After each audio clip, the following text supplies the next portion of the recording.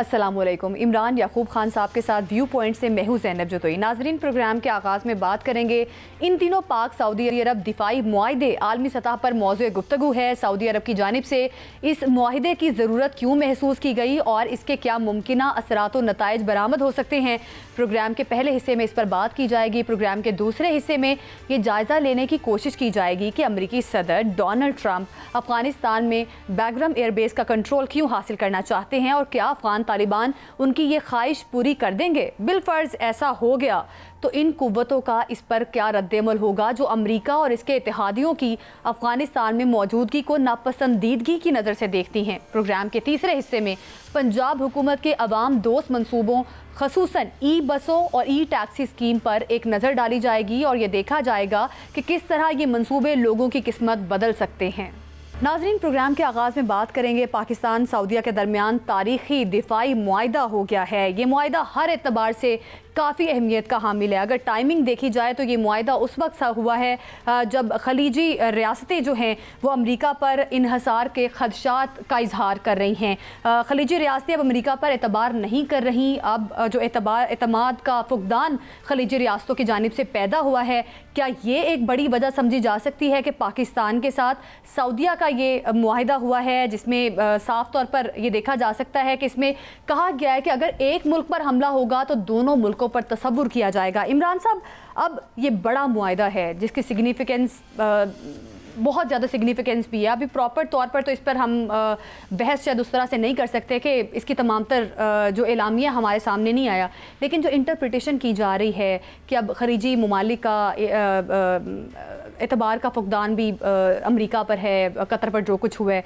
तो किस तरह से आप देख रहे हैं? बिस्मिल्लाहिर्रहमानिर्रहीम। ज़ैनब, देखें, सबसे पहली बात तो ये है कि ये एक ऐसा तारीख़ी मुआहदा है कि जिस पे पूरी कौम को मुबारकबाद भी देनी बनती है और ख़ास तौर पे मैं समझता हूँ कि इस वक्त वज़ीर-ए-आज़म पाकिस्तान मियाँ शहबाज शरीफ और सिपह सलार field marshal general Asim Munir साहब, उन दोनों को ख़ास तौर पे ये मुबारकबाद हम देना चाहेंगे यहाँ इस प्लेटफार्म से। उसकी बुनियादी वजह ये है कि ये एक ऐसा तारीख़ी मुआहदा हुआ है कि जिसने पूरी दुनिया को हिला के रख दिया। और आप ये देखें कि इस मुआहदे एक आम मुआहदा नहीं है कि जिस तरह से कोई आम मुआहदा होगा तो ये होगा, ये एक तारीख़ी मुआहदा। इसकी आप इसकी टाइमिंग चेक करें, आप इसकी टाइमिंग चेक करें। और दूसरी बात ये कि ये सही मानों में गैर मामूली हम आहंगी और शानदार कोऑर्डिनेशन जो है अस्करी और सियासी क़यादत, उसका नतीजा है। देखिए, इत्तेफाक जब होता है ना तो उसी के नताइज जो है ना वो बड़े बेहतर होते हैं। तो ये पाकिस्तान में पहले तो ये है कि बसीयत कौम, हमें इस पे शुक्र करना चाहिए कि इस वक्त मामला जो हैं वो इस तरह से हैं कि पाकिस्तान मार के हक में कामयाबी के बाद दुनिया भर में पाकिस्तान की जो इज़्ज़त है उसका ग्राफ बहुत बुलंद हुआ है। दुनिया भर में हमारी इज़्ज़त में इजाफा हुआ है। और फिर इसकी आप टाइमिंग चेक करें कि एक तरफ OIC का इजलास होता है, कतर पे अमेरिका की आशीर्वाद के साथ, बिल्कुल अमेरिका की आशीर्वाद के साथ इसराइल ने कतर पे अटैक करना। और फिर ये सारी चीज़ें अब देखें, सबसे बड़ा सरप्राइज़ क्या है ज़ैनब इसमें? सरप्राइज़ ये है कि ये मुआहदा इंडिया और इसराइल के लिए सबसे बड़ा सरप्राइज़ है। उसकी वजह कि उन दोनों को अंदाज़ा नहीं था कि ये मुआहदा होने जा रहा है। और वो दोनों जिस तरह से उनका गठजोड़ था और जिस तरह से मिडल ईस्ट में ग्रेटर इसराइल का मंसूबा लेके वो बैठे हुए हैं, और वो देखें उसमें अब मिडल ईस्ट के लिए मामला देखें कि ग्रेटर इसराइल अगर बनता है खुदा न खास्ता, तो वो उसमें देखें कि सिर्फ शाम, लेबनान या इन ममालिक के हिस्से शामिल नहीं है, बल्कि उनमें जो है कतर का कुछ इलाका है, सऊदी अरब के कुछ इलाके और फिर मिस्र के कुछ इलाके, तो ये सब जो हैं इस ज़द में आते हैं। उसी तरह से अगर आप यहाँ देखें तो उन पहले इसराइल का ये था मार के हक में जो उनको मुंह की खाना पड़ी। मामले पर बात करेंगे। हमारे साथ मौजूद हैं एयर वाइस मार्शल एजाज़ महमूद मलिक साहब, जो कि दिफाई तज्ज़ियाकार हैं। बहुत शुक्रिया आपका एजाज़ महमूद मलिक साहब, आपके वक्त का। क्या कहेंगे, पाकिस्तान और सऊदीया के दरमियान एक बड़ा अग्रीमेंट हुआ है, किस तरह से आप समझते हैं पाकिस्तान के लिए कितना फ़ायदेमंद होगा? पाकिस्तान और सऊदी अरब अब एक दूसरे का दिफा आगे जाके कैसे करेंगे, इस पर आपकी राय जानना चाहते हैं, क्या कहेंगे आप? बिस्मिल्लाहिर्रहमानिर्रहीम जी, बहुत शुक्रिया। यकीनन ये एक इंतहाई अहम मौजू है कि जो इसके जो असर है वो इस पूरे खिते में वो इसका जो है वो होगा। और इसीलिए इस वक्त ये जो दुनिया की टॉप स्टोरीज में ये है, मुख्तलिफ ममालिक जो हैं वो इसके ऊपर मलिक अपना साहब, रद्द-ए-अमल भी दे रहे हैं। मलिक साहब तो आप जो जहाँ तक आपके सवाल का ताल्लुक है कि पाकिस्तान के लिए बिलखुसूस या दोनों साइडों का भी इसमें जो विन विन सिचुएशन क्रिएट करने के लिए इसमें क्या गारंटीज या एश्योरेंसेस होंगी। देखिए मलिक साहब आप कह रहे हैं, जी जी मलिक साहब, आप क्योंकि खुद माशाल्लाह हमारे शाहीन हैं और सारे मामलात को समझते हैं, तो आप ये फरमाइएगा कि आप नहीं समझते कि इस एग्रीमेंट में एक बुनियादी किरदार जो है मुख्तलिफ कुव्वतों के साथ साथ एक ये भी था कि हमारे शाहीनों ने जो इंडिया को धूल चिटाई है मार के हक में, और जिस तरह से इंडिया के जहाज़ गिराए और जिस जुआ मर्दी के साथ उनको नाको चने चुबवाए, उसने भी पूरी दुनिया का जो एक राय है पाकिस्तान के बारे में उसको तब्दील करके रख दी है। जी यकीनन अल्हम्दुलिल्लाह जी, अल्लाह ताला ने जो हमें फतह नुसरत दी और पूरी कौम की दुआओं से जो एक नई तारीख हमने रकम की, तो उससे पाकिस्तान का एक मुल्क की हैसियत से और पाकिस्तान की मुसल्लह अफवाज और बिलखुसूस पाक फ़िज़ाइया का एक रिन्यूड स्टेटस जो है वो दुनिया के सामने आया। और ये माजी में भी, अगर मैं आपके नाजरीन के लिए मैं अर्ज करूं कि ये इससे पेशतर भी हमारी जो फ़िज़ाइया है वो अरब कंट्रीज़ में और अफ्रीका में भी वो बहुत सारे ममालिक की जो एयर फोर्सेस को ट्रेन करती रही है। दो मुल्कों में उनके जो पहले कमांडर इन चीफ थे एयर फोर्स के, वो पाकिस्तानी ऑफिसर थे और हमने एयर फोर्सेस रेज की हैं इन मुल्कों में, ऑपरेट की हैं और फिर उनको ट्रेन करके उनको जो है अपने पाँव पे खड़ा किया। अच्छा सर, और इसके अलावा सर ये फरमाइएगा मलिक साहब ये फरमाइएगा कि पाकिस्तान को अल्लाह ताला ने ये एजाज़ बख्शा है कि पाकिस्तान अब मक्का मुकरमा और मदीना मुनव्वरा की हिफाजत जो है वो करेगा, वह उसका एक ज़रिया बनेगा। हिफाजत तो अल्लाह ने कर दी है, लेकिन पाकिस्तान को ये भी आज एक इस मुआहदे से एजाज़ तो हासिल हुआ है और यह भी कहा जा रहा है कि अब पाकिस्तान के साथ इस मुआहदे के बाद सऊदी अरब जो है उसका दिफा भी नाकाबिल तस्खीर हो जाएगा, और ख़ास तौर पे क्योंकि पाकिस्तान और सऊदी अरब इस मुआहदे के बाद एक पे हमला दूसरे पे तस्वुर किया जाएगा, तो इस तरह से एटमी कुव्वत है पाकिस्तान, तो अब सऊदीया भी जो है वो अपने आप को ज़्यादा महफूज समझेगा और मशक़ वस्ता पे अब जो ताकत का तवाज़ुन है बिल्कुल नक्शा चेंज होने जा रहा है। जी यकीनन, देखें इससे पेशतर भी पाकिस्तान जो है हमारे, अगर इस मुआहदे की जो राइटर ने जो रिपोर्ट दी है उसमें जो 4-5 बड़ी इसमें चीज़ें हैं, उसमें से बेशतर चीज़ें हम पहले भी कर रहे थे कोलैबोरेटिव तौर पे।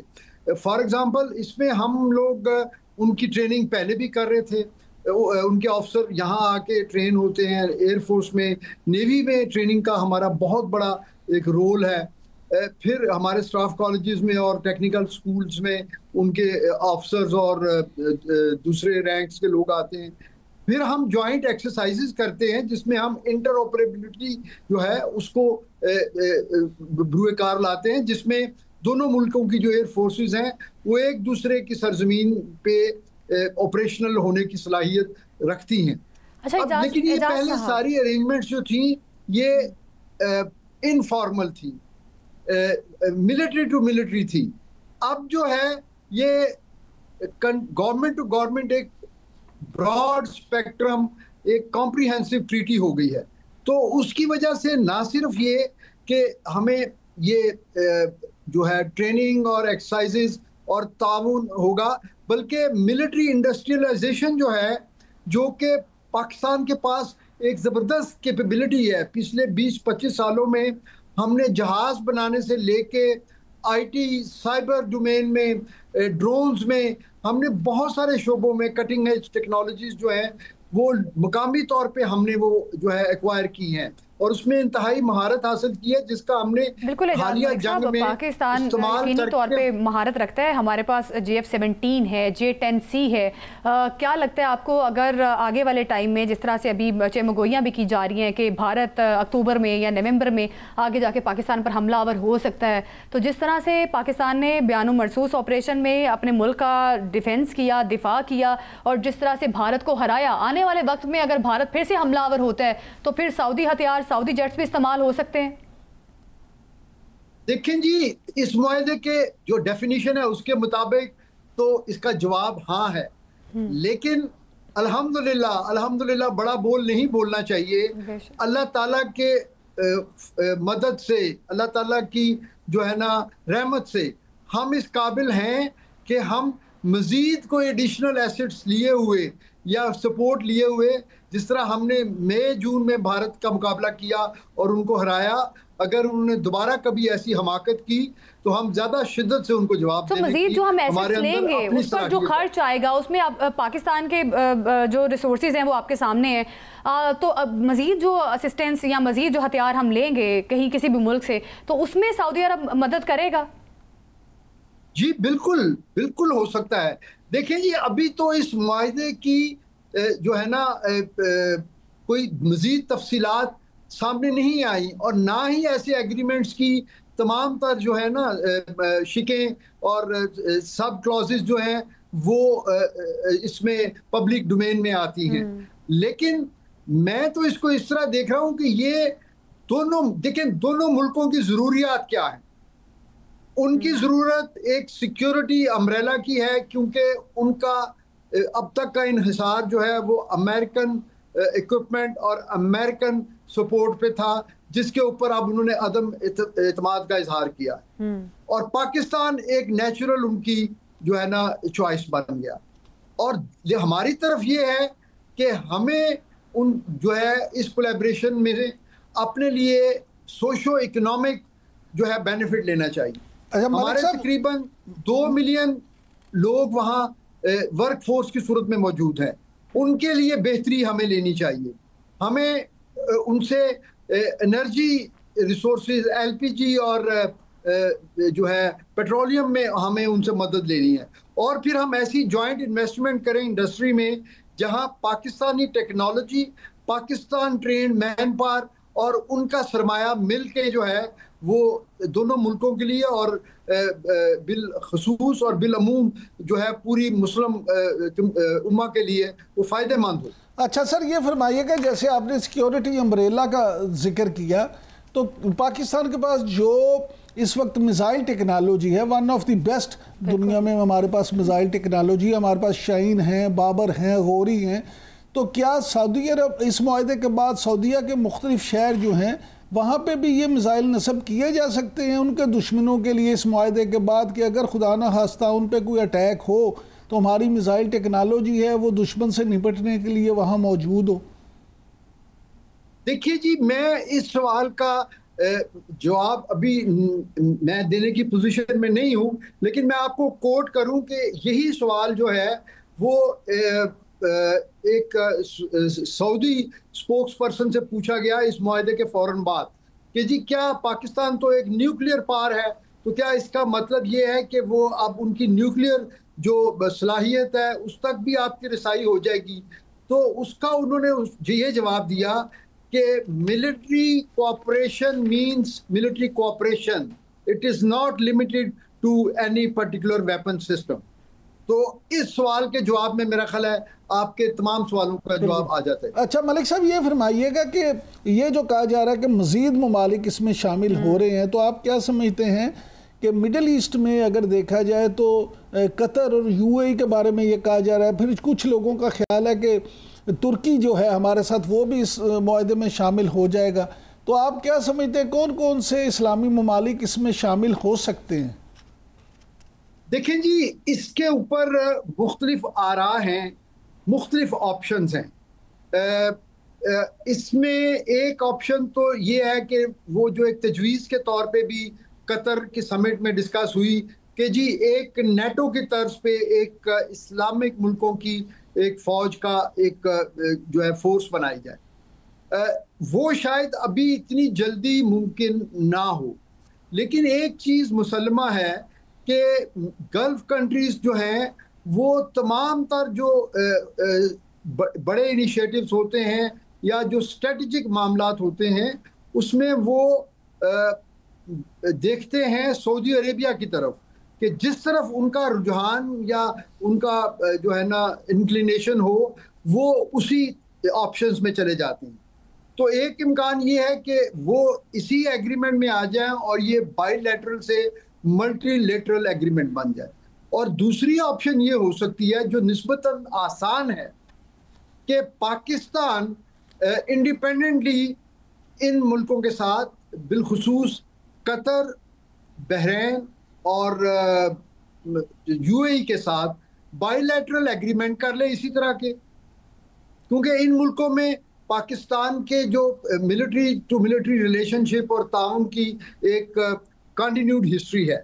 तो फिलहाल ये बायलैटरल एग्रीमेंट हो जाएं और बाद में जब एक कंड्यूसिव एनवायरनमेंट क्रिएट अच्छा एजाज साहब, ये मुआहिदा जो है नेटो के चार्टर्ड आर्टिकल 5 से बड़ी मुमासलत रखता है कि अगर एक नेटो मुल्क पर हमला होगा तो तमाम नेटो ममालिक पर हमला समझा जाएगा, और ये मुआहिदा भी इसी किस्म का है। वज़ीर दिफा ख्वाजा आसिफ ने भी कहा कि दिफाई मुआहिदे में मज़ीद अरब ममालिक भी शामिल हो सकते हैं। तो क्या ये अभी एक्सपेक्ट किया जा सकता है कि शायद कोई बड़ा जॉइंट दिफाई अग्रीमेंट ये आगे जाके हो सकता है, मज़ीद ममालिक भी इसमें शामिल हो सकते हैं? देखिए जी, इसमें इस चीज का इन्हिसार दो बातों पे होगा। एक तो ये है कि जो मुसलमान ममालिक जिनको हम डिस्कस कर रहे हैं उनकी इंटेंट पे, वो तो उनकी तो इंटेंट या इंक्लिनेशन यकीनन होगी, लेकिन हमें ये भी देखना चाहिए, एक हकीकत पसंदाना हमें इसका रिव्यू करना चाहिए कि इन तमाम ममालिक के अमेरिका के साथ और यूरोपियन ममालिक के साथ डिफेंस के अलावा बहुत बड़े तजारती ताल्लुकात भी हैं। ये ममालिक जो हैं ये उन मुल्कों पे जो इंडस्ट्रियलाइज मुल्क हैं उनको ये पेट्रोलियम की एक्सपोर्ट से बहुत बड़ा रेवेन्यू जनरेट करते हैं। तो वो कोई भी कदम उठाएंगे उसका ये भी उनको देखना पड़ता है कि उसका रद्द अमल या उसका रिपल इफेक्ट जो है वो उन ममालिक में कैसे होगा। अच्छा तो मेरा ख्याल है एक छोटा सा पॉइंट भी आपसे जानना चाहेंगे। अब ये दिफाई मुआहिदा अगर टाइमिंग के लिहाज से देखा जाए तो कतर पर हमले के बाद ये मुआहिदा पाकिस्तान और सऊदीया का सामने आना, क्या समझते हैं ये बहुत पहले से कोई तैयारी चल रही थी या इसी बुनियाद पर ये किया गया है कि अब अमेरिका पर एतबार नहीं रहा तो एक दूसरे का दिफा करना है दोनों ममालिक की जानिब से, तो इस वजह से किया गया है? तो इसकी टाइमिंग को आप किस तरह से डिफाइन करेंगे? नहीं, देखिए, टाइमिंग इसके यकीनन इम्पॉर्टेंट है, लेकिन बहुत सारी चीज़ें बैक चैनल पे चल रही होती हैं और फिर वो एक कोई कल्मिनेटिंग पॉइंट होता है। देखिए, एक चीज़ समझने की ज़रूरत है, कतर जिस पे अटैक हुआ वहाँ पर अल अदीद बेस पर अमेरिकन 10,000 सोल्जर्स मौजूद हैं और पूरे मिडल ईस्ट रीजन में उनके तकरीबन 35,000 से ज़्यादा जो है ऑन ग्राउंड ट्रूप्स हैं, बशमूल बहरीन, सऊदी अरेबिया और दूसरे ममालिक और कतर में सबसे बड़ी प्रेजेंस है। लेकिन असल इशू ये है कि ये जो उन्होंने अपने फॉरवर्ड बेसिस बनाए हुए हैं, फॉरवर्ड जो उन्होंने अपनी सेंटकॉम का हेडक्वार्टर कतर में बनाया है या अपनी केओक का जो हेडक्वार्टर है वो उन्होंने बहरीन में बनाया हुआ है, ये असल में उन्होंने अपने मिलिट्री बेसिस जो हैं वो अपने फॉरवर्ड उन्होंने पोस्ट बनाई हुई, जिससे वो अपने तौर पे ये समझते हैं कि वो यहाँ पे अपनी मौजूदगी के साथ और फिर अपने जो उनके कैरियर टास्क ग्रुप होते हैं उनकी इन इलाके के पानियों में अपनी मौजूदगी से वो अपने जो है इकोनॉमिक और सिक्योरिटी इंटरेस्ट को लुक आफ्टर करते हैं।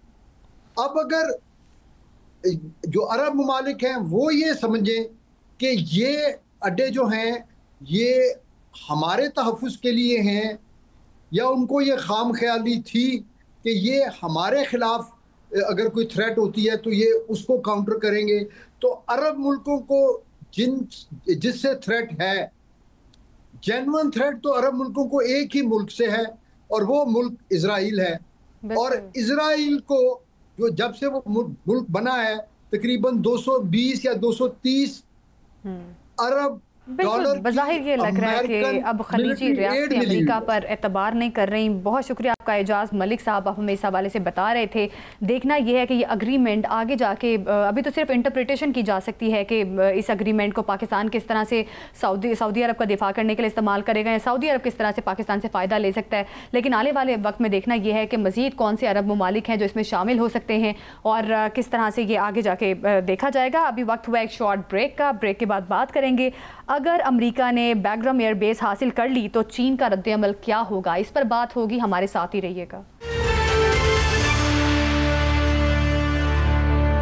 वेलकम बैक नाज़रीन। पाकिस्तान सऊदीया के दरमियान दिफाई मुआहिदा, इसकी क्या अहमियत है और ये दिफाई मुआहिदा मिडल ईस्ट में बाकी इस्लामी ममालिक को किस तरह से बाकी ममालिक का दिफा करेगा, इस पर बात करेंगे। हमारे साथ मौजूद है मंसूर अहमद खान जो कि साबिक सफ़ीर हैं अक़वाम मुत्तहिदा में, पाकिस्तान के साबिक मंदूब भी रह चुके हैं। मंसूर साहब बताइएगा, पाक सऊदी दिफाई मुआहिदे से दूसरे अरब ममालिक किस तरह से फ़ायदा ले सकते हैं और इस मुआहिदे में मज़ीद ममालिक भी आप समझते हैं कि शामिल हो सकते हैं आगे जाके? जी देखिए, एक बहुत ही अहम मुआहिदा है। पाकिस्तान और सऊदी अरेबिया का बहुत पुराना दिफाई ताल्लुक है। पाकिस्तान काफ़ी अरसे से, काफ़ी दहाइयों से उनकी डिफेंस और सिक्योरिटी में असिस्टेंस और कैपेसिटी बिल्डिंग कर रहा है। लेकिन ये जो अभी रिसेंट हालात डेवलप हुए मशरिक़ वस्ता में, मिडिल ईस्ट में, और ख़ास तौर पे इजराइल की जो बर्बरियत और जुल्म और जेनोसाइड्स का दौर आया, और फिर इजराइल ने जो कि यूएस का एक करीबी एलाय है, यूएस के जो दूसरे एलाइज हैं मशरिक़ वस्ता में, सऊदी अरब है, कतर है, यूएई है, इन तमाम की सॉवरेनिटी को भी चैलेंज किया बाय अटैकिंग कतर। तो उसमें फिर सऊदी अरेबिया की तरफ से एक बड़ा स्टेप लिया गया है कि इस मुआहिदे, इस कोऑपरेशन को, इस पार्टनरशिप को एक बहुत हायर लेवल पे ले गए हैं वो। क्योंकि ये जो स्ट्रेटेजिक पार्टनरशिप जो एग्री हुई है, इसमें जो ये क्लॉज है कि एक के ऊपर अटैक, दूसरे के ऊपर भी अटैक तस्वर किया जाएगा, ये बहुत ही कम स्ट्रेटेजिक मुआहिदों में होती है। नेटो में नजर आती है या कुछ और मुआहिदे हैं दुनिया में स्ट्रेटेजिक पार्टनरशिप के। तो ये एक बहुत बड़ा एक स्टेप है। इससे पाकिस्तान को भी बूस्ट मिला है और इससे साहब ये फरमाइएगा कि जिस तरह आपने खुद अभी बयान किया कि एक बड़ा ही अहम मुआहिदा है और बड़ा स्ट्रेटेजिक मुआहिदा है, तो क्या आप नहीं समझते कि एक पे हमला जो दूसरे पे भी हमला तस्वर किया जाएगा? पाकिस्तान की वैसे भी दिफाई सलाहियत इलाके में बहुत उसकी बर्तरी साबित हुई है। रिसेंट वॉर जो पाकिस्तान इंडिया की हुई थी उसमें खास तौर पे, तो इस मौके पे जब मशरिक़ वस्ता में जो हालात पैदा हुए हैं, तो और अब जो सऊदी अरेबिया या दूसरी दीगर मिडिल ईस्ट की पावर्स हैं वो ज़रा खाइफ हैं कि यूनाइटेड स्टेट्स के एलाय होते हुए भी यूनाइटेड स्टेट्स के दूसरे एलाय जो इजराइल ने उनके ऊपर अटैक किया, तो उन्होंने एक ऐसी पार्टनरशिप पाकिस्तान के साथ की है जिसमें डिफेंस टेक्नोलॉजी में दिफाई बढ़ोतरी की वजह से ही पाकिस्तान को अब हर मुल्क ही अपना पार्टनर बनाना चाहता है। और अब आप क्या समझते हैं पाकिस्तान की मुआशी पोजीशन किस तरह से समझते हैं मजबूत हो सकती है? क्योंकि अगर देखें तो सऊदीया का सबसे बड़ा पार्टनर है इंडिया, ट्रेड के हवाले से तकरीबन $40 अरब का ट्रेड करता है इंडिया सऊदीया के साथ। क्या समझते हैं इंडिया और सऊदी अरब के ट्रेड से मुतालिक जो ताल्लुकात हैं उनको किस तरह से आगे बढ़ता हुआ देख रहे हैं? पाकिस्तान को मुआशी लिहाज से सऊदीया किस तरह से असिस्ट करेगा? जी देखिए, इस मुआहिदे से काफ़ी एवेन्यूज खुल सकते हैं। ये मुआहिदा एक दफ़ा हो गया है, लेकिन इसके बाद इस मुआहिदे की को फॉलो करने में कुछ एक्शंस लेने पड़ेंगे और दोनों ममालिक को एक रिजॉल्व शो करना पड़ेगा। अब इसमें डिफेंस के सेक्टर में परचेजेस का दरवाज़ा खुल सकता है, जिससे पाकिस्तान को भी फ़ायदा हो सकता है, सऊदीया को भी फ़ायदा हो सकता है। टेक्नोलॉजी के हसूल में दोनों ममालिक एक दूसरे से कोऑपरेट कर सकते हैं। इकोनॉमी में पाकिस्तान की, आपने दुरुस्त कहा कि एक तरफ इंडिया की सऊदी अरब के साथ ट्रेड 40-41 बिलियन डॉलर की है, पाकिस्तान की सिर्फ 3 से 4 बिलियन डॉलर है। मेरा ख्याल है ये एक मौका प्रोवाइड करता है कि पाकिस्तान मशरिक़ वस्ता के साथ अपनी ट्रेड में, अपने इकोनॉमिक इन्वेस्टमेंट की एक्सचेंजेस में इजाफा करे। अच्छा खान साहब, मेजर चैलेंज जो है इकोनॉमिक चैलेंज है। हाँ साहब, ये फरमाइएगा आप, क्योंकि पाकिस्तान के सफीर भी रहे हैं अफगानिस्तान में, तो प्रेसिडेंट ट्रंप ने जो बगराम एयर बेस पे दोबारा जो है उस पे कब्जे का उन्होंने ऐलान किया और कहा कि हम कोशिश कर रहे हैं कि दोबारा बगराम एयर बेस वापस ले लें उनसे। आप इसको किस नज़र से देखते हैं? क्या बगराम एयर बेस ले के तो अमेरिका यहाँ से फिर चीन, ईरान और पाकिस्तान पे नज़र रखना चाहता है, और फिर उसके अलावा ये कि 10,000 फौजी जो हैं उस एयर बेस के लिए चाहिए, तो क्या तालिबान ये सारे करने पे राज़ी हो जाएंगे? देखें, जो प्रेसिडेंट ट्रंप ने जो ये रिमार्क दिया, ये ऑफ द कफ रिमार्क था। उन्होंने कहा कि वो बगराम बेस अफगानिस्तान में हासिल करना चाहते हैं, और उन्होंने चाइना का रेफरेंस भी दिया कि ये चाइना के बहुत करीब है।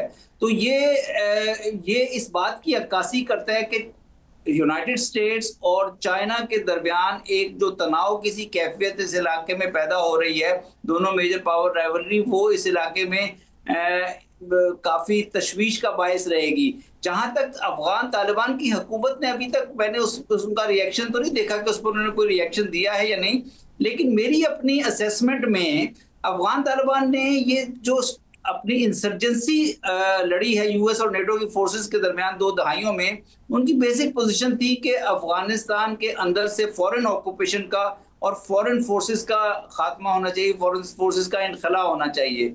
इसलिए अगर वो इस किस्म के किसी, ये उनका डिसीजन है, अफगानिस्तान ने डिसीजन लेना है, लेकिन अगर अफगान तालिबान की हुकूमत इस किस्म के किसी डिसीजन में जाती है तो उनको अफगान तालिबान के अंदर से भी मुखालफत का सामना होगा, अफगान अवाम की तरफ से भी मुखालफत का सामना होगा। अफगान अवाम भी अफगानिस्तान को, जो कि 5 दहाइयों से फॉरेन फोर्सेस वहां प्रेजेंट रही हैं, कभी सोवियत यूनियन की और फिर बाद में यूएस और नेटो की, उस ऑक्यूपेशन को खत्म करना चाहता है। तो मेरे ख्याल में बड़ा मुश्किल होगा मेरे ख्याल में कि अफगान तालिबान किसी इस किस्म की सिचुएशन में जाएं।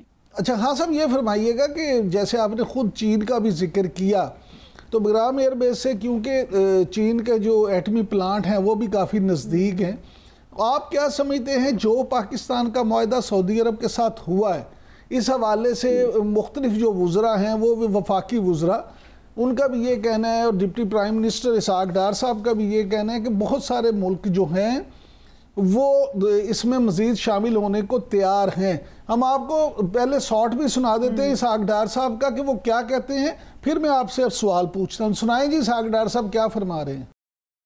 काफ़ी कंट्रीज का डिज़ायर है इस डेवलपमेंट के बाद कि वो भी इस तरह के कोई अरेंजमेंट करें। ये ओवरनाइट साइन नहीं हो गया, इस पे कई महीने लगे हैं। तो every word, every full stop will come I see, ये कि हिस्टोरिक पैक्ट हुआ है, और अल्हम्दुलिल्लाह एवरी मुस्लिम जो है वो तो वैसे ही हरमैन शरीफ आइन के लिए कुर्बान होने के लिए तैयार होता है। जी हाँ साहब, तो ये सुना आपने इसहाक डार साहब को भी, ये फरमाइएगा कि क्या चीन भी पाकिस्तान और सऊदीया के साथ इस मुआहदे में शामिल हो सकता है, क्योंकि अमेरिका के साथ चीन, देखिए चीन जो है वो एक इम्पोर्टेंट पावर के तौर पर, मेजर ग्लोबल पावर के तौर पर, रीजनल पावर के तौर पर राइज हुआ है, और उसके राइज को दुनिया ने एस्टेब्लिश किया है, देखा है। अभी रिसेंटली चीन ने जो SCO समिट की तियानजिन में, उसके एक दिन बाद उन्होंने वहां पे एक ग्रैंड विक्ट्री डे परेड की, जिसमें उन्होंने अपनी डिफेंस टेक्नोलॉजी को खास तौर पे डिस्प्ले किया, और जिसमें बहुत ही सुपीरियर किस्म की टेक्नोलॉजी, बहुत ही दूरमार किस्म के मिसाइल्स का भी डिस्प्ले शामिल था। तो चीन जो है वो अपना इन्फ्लुएंस, अपनी इकोनॉमिक पावर, अपनी मिलिट्री पावर में इजाफा करता रहा है। दूसरी तरफ चीन के मशरक़ वुस्ता में सऊदी अरब और दूसरे ममालिक से ताल्लुकात में भी इजाफा हुआ है गुज़िश्ता सालों में, बल्कि सऊदी अरब और ईरान के दरमियान मुफाहमत का किरदार भी चीन ने अदा किया। अब जो मौजूदा सिचुएशन पैदा हुई है, ये इसराइल की और कुछ हद तक अमेरिका की तरफ से भी जो एक गैर जिम्मेदाराना रवैया दिखाया गया है मशरक़ वुस्ता में के बारे में, फ़लस्तीन के बारे में, और वहाँ जो जेनोसाइड जारी है उसको जिस तरह से उसको जारी रहने दिया गया है, उसके बाद मेरा ख्याल है थोड़ी सी ओरिएंटेशन इस रीजन की चेंज हो रही है, और चाइना के साथ भी मिडिल ईस्ट के ममालिक के राब्ते बढ़ेंगे। ये जो पाकिस्तान और सऊदी अरेबिया का एग्रीमेंट है, ये है तो बायलैटरल एग्रीमेंट, लेकिन मेरे ख्याल में कतर और यूएई भी से दिलचस्पी से देख रहे हैं। अच्छा हाँ साहब, इसमें एक सवाल ये ज़मीनी तौर पे ज़रूर आपसे जानना चाहूँगा। बहुत सारे तज्ज़ियाकार जो हैं उनका ये मानना है कि अगरचे इस सारे मामले पे जो कतर पे अटैक हुआ है, अगर बराह रास्त अमेरिका शामिल नहीं भी है तो अमेरिका पे अदम एतमाद ज़रूर हुआ है मिडल ईस्ट के ममालिक का। और ग्रेटर इसराइल का जो मंसूबा है उसमें क्योंकि कतर, इवन सऊदी अरब के भी कुछ इलाके हैं, मिस्र के भी हैं, वो जो ग्रेटर इसराइल का उनका मंसूबा है, तो ऐसे में एक शिफ्ट अब पाकिस्तान के ज़रिए से मिडल ईस्ट जो है, एक तो पाकिस्तान की वजह से वो अपने आप को ज़्यादा महफूज समझते हैं, दूसरे मार के हक में इन कामयाबियों के बाद एतमाद भी बढ़ा है। तो अब शायद पाकिस्तान के ज़रिए से जो मिडल ईस्ट कैंप है वो अमेरिका से किसी हद तक चीन की तरफ भी डाइवर्ट हो रहा है। क्या आप ये समझते हैं? देखिए, कुछ इस किस्म की जो चीज़ें रोनुमा हुई हैं पिछले 2-3-4 सालों में, यूएस का एक डिफेंस बहुत बड़ा स्ट्रेटेजिक अलायंस है इजराइल के साथ, लेकिन साथ ही यूएस का एक बहुत बड़ा स्ट्रेटेजिक और डिफेंस अलायंस रहा है अरब ममालिक के साथ।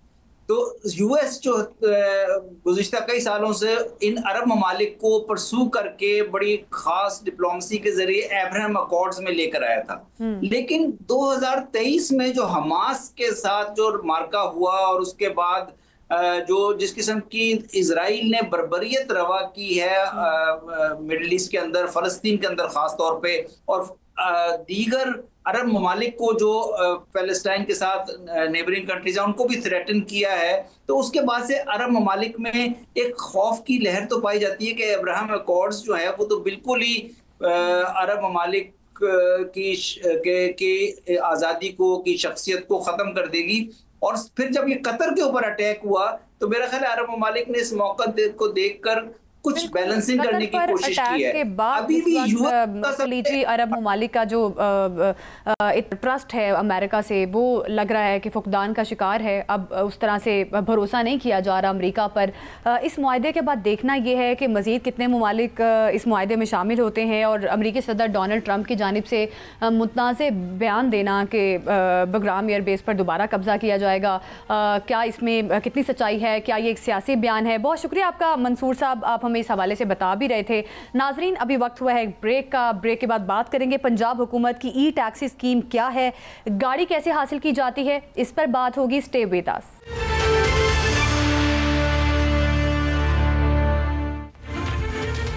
Welcome back. पंजाब हुकूमत एक के बाद एक अवाम दोस्त मंसूबा पेश कर रही है। आम शख्स, आम आदमी इन अवाम दोस्त मंसूबों से फ़ायदा कैसे हासिल कर सकता है, इस पर बात होगी। इमरान साहब, क्या लगता है आपको, पंजाब हुकूमत ने जो ई टैक्सी स्कीम शुरू की है, किस तरह से इससे फ़ायदा लिया जा सकता है, फॉर्म का क्या तरीक़ाकार है, कहाँ से मिलेगा, इस बारे में थोड़ी मालूमात जो है हमारे नाजरीन के साथ शेयर करें। देखिए ज़ैनब, ये एक बड़ा अच्छा मंसूबा है। इसमें ये देखें 2-3 चीज़ें हैं। पहले मरहले में 1130 जो इलेक्ट्रिक टैक्सियाँ हैं, इलेक्ट्रिक गाड़ियाँ, वो देने का ऐलान किया गया। अब ये जो 1130 है, इसमें से 1000 जो है वो कारोबारी शोबे को दी जाएंगी, जबकि उसमें से 100 जो टैक्सी है वो बाकायदा इनफरादी तौर पे जो लोग हैं वो इसको हासिल कर सकते हैं। और 30 टैक्सियाँ सिर्फ ख़वातीन तक के लिए मखसूस की गई हैं, यानी 1130 टोटल बनती हैं। ख़वातीन वैसे तो अप्लाई कर सकती हैं ओपन कोटा पे भी, लेकिन 30 रखी ही सिर्फ उनके लिए मुख्तस की गई हैं ख़वातीन के लिए।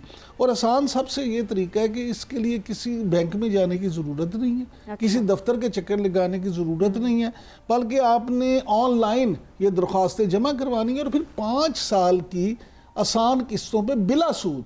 अच्छा। हाँ जी, इस पे जो सूद है की रकम है बैंक को, वो पंजाब हुकूमत खुद अदा करेगी। लिहाजा ये एक ऐसी अच्छी स्कीम है कि जिस पे वाकई ही पंजाब हुकूमत की तारीफ करना बनती है कि वो एक ऐसा काम उन्होंने शुरू किया है कि जिसके न सिर्फ रोज़गार के मौके पैदा होंगे, बल्कि माहौल दोस्त जो ट्रांसपोर्ट है वो मुहैया होगी, और सबसे बढ़ के ये कि इससे इलेक्ट्रिक गाड़ियों का जो फ़रोग है उसको में भी मदद मिलेगी। बिल्कुल इमरान साहब, बड़ा दुरुस्त बात कही आपने कि लोगों को फ़ायदा होगा। हमने देखा कि हमारे इस वक्त इन्वायरमेंटल पोल्यूशन का सामना है हमें, किस तरह से समझते हैं कि इन स्कीमों से माहौल को कितना फ़ायदा होगा? देखिए, आप जैसे अब सर्दियां आने वाली हैं तो आपको पता है कि लाहौर का शुमार तो ऐसे शहरों में होता है दुनिया भर में जिनमें फॉग सबसे स्मोग सबसे ज़्यादा होती है, और स्मोग आपको पता है कि पिछले चंद सालों से हमारे लिए लाहौर के लिए एक बड़ा मसला बना हुआ है। तो अगर ये धुआं छोड़ती गाड़ियाँ कम होंगी, इलेक्ट्रिक गाड़ियाँ आएंगी, तो इससे माहौल भी बेहतर होगा। और फिर सबसे बड़ी बात हमारे यहाँ जो मसला है, मैं पहले जैसे अर्ज़ कर रहा था, हमारा बेरोज़गारी का मसला है। हमारा जो नौजवान है, हर साल लाखों की तादाद में नौजवान फारिग हो रहे हैं, लेकिन उन बेचारों के लिए रोज़गार नहीं है। तो उनको रोज़गार के मौके मिलेंगे, एक अच्छा रोज़गार मिलेगा, और आप बिल्कुल कम पैसे जो हैं वो इन्वेस्ट करके एक बाइज़्ज़त रोज़गार हासिल कर सकते हैं। अच्छा इमरान साहब, अक्सर ऐसे मंसूबे इससे पहले भी हमने देखा आते रहे हैं, लेकिन क्या होता है कि हमारा एक जो तबका है ना, वो ना तो पढ़ा लिखा है, ना उसके पास ज़्यादा इन्फॉर्मेशन है, लेकिन वो रोज़गार चाहता है कि हमें किसी तरीके से रोज़गार मिल सके। अब जितने इसमें फ़ायदे हैं कि सूद भी नहीं आपको अदा करना पड़ा, वो भी हुकूमत अदा कर रही है, बड़ा आसानी से आप इसको हासिल कर सकते हैं। लेकिन जो वो एक मखसूस तबका है जिसके पास ना तो एजुकेशन है ना अवेयरनेस है, उस तबके को हम अवेयरनेस किस तरह से देंगे? उसके लिए आप क्या समझते हैं, क्या सजेस्ट करेंगे कि गवर्नमेंट को उन लोगों को अवेयर करने के लिए क्या करना चाहिए? देखिए ज़ैनब, ये अच्छा सवाल है आपका कि वो लोग जो ज़्यादा तालीम याफ्ता नहीं है लेकिन रोज़गार की तो उन्हें भी ज़रूरत है, बेरोज़गार है। हाँ जी, उसके लिए ये है कि जो इसका फॉर्म है उसको फिल करने के लिए उन्हें किसी पढ़े लिखे लोग बंदे की तो मदद लेना होगी, क्योंकि ये ऑनलाइन ही ये है। लेकिन ये ज़रूर है कि हुकूमत को चाहिए, ख़ास तौर पे ये जो मास ट्रांजिट डिपार्टमेंट है, उनको ये चाहिए कि इस तरह का कोई डेस्क बना दें, कोई ऐसे काउंटर कायम कर दिए जाएं कि जहाँ पे अगर कोई अनपढ़ बंदा जाता है या ज़्यादा पढ़ा लिखा नहीं, वो उससे चले जाए।